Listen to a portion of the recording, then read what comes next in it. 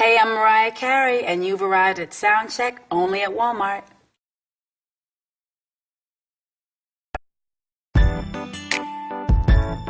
MC,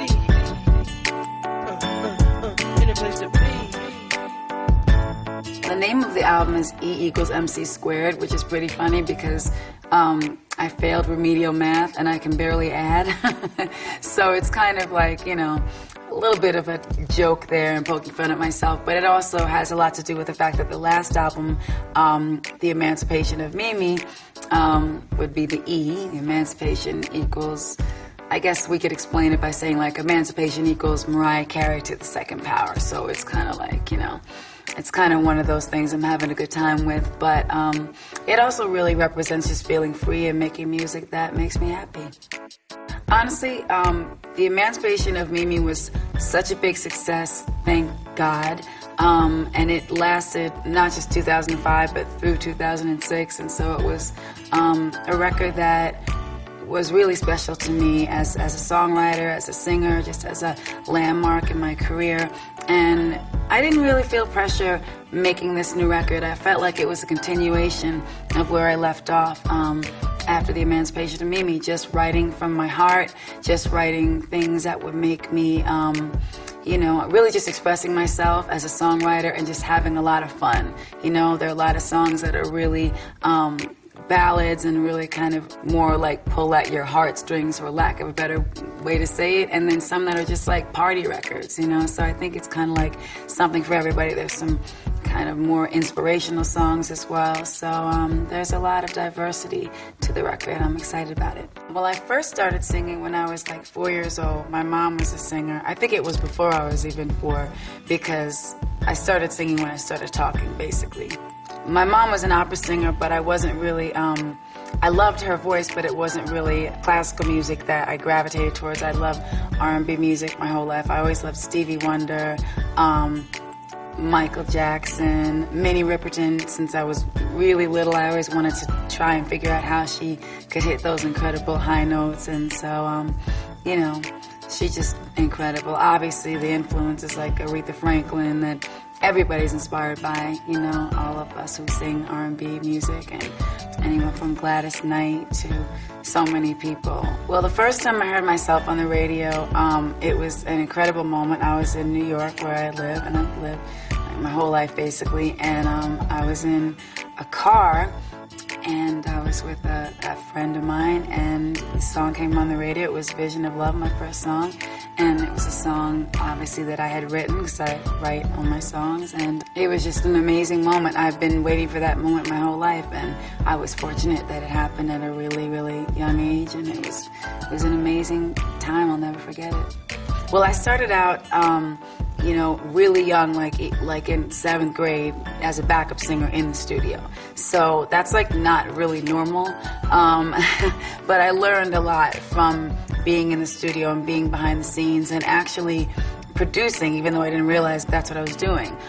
When you tell somebody, here, you know, mute the track here, I just want to hear vocals and I just want to hear the drum beat, and then I want you to break it down and bring it back in. You're producing, but when you're like 17 years old working with people that are way older, you don't even realize that that's what you're doing. But that's how I kind of like honed my skills as an artist, and so I had to learn to enjoy performing, because it just wasn't my first thing, but now I love it because it's just like making records for me now. It's all about just expressing myself and connecting with my fans, especially when they're like really hardcore fans. There's nothing better than being able to sing for those people.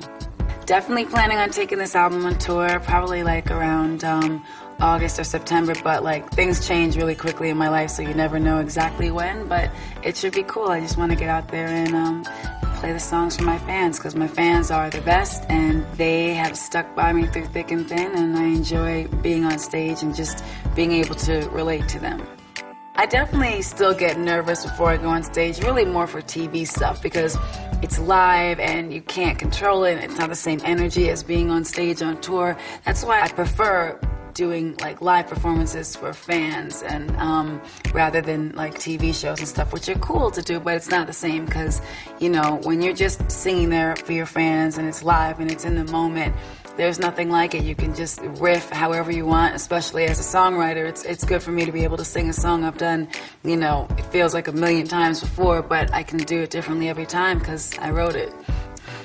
That Chick was a song that I kind of took the approach just as a writer, more like writing it as a rapper would write. So it's kind of like, you know, I don't really take it that seriously, but it's a fun song to sing, and it's cute. It just kind of reminds me of back in the day. Like, it was very inspired by, like, I worked on that song with Stargate, and so they worked a lot with Neo, and they have kind of a signature sound which is very inspired by, like, the Michael Jackson Off the Wall era. And actually in that song we sort of incorporate a line from Off the Wall. So it's a fun record, and a lot of people really like it.